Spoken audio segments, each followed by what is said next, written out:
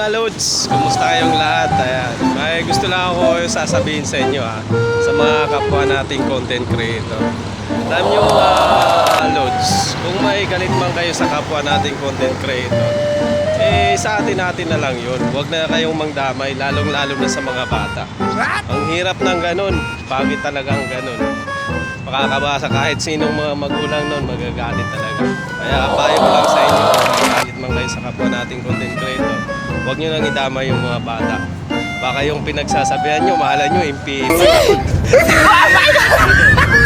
Ayun, palala ko lang sa mga content creator. Kung may galit kayo sa bawat isa, kung may mga ano-ano man yung kinanahat na masakit sa inyo, huwag nyo na idadama yung mga bata. Yun lang, at sana kung nakikita mo tong video na to, sana bago ka iwan ng mga salita, isipin mo rin muna kung baka may nasasaktan ka na. Yun lang mga lods, maraming salamat sa inyong lahat.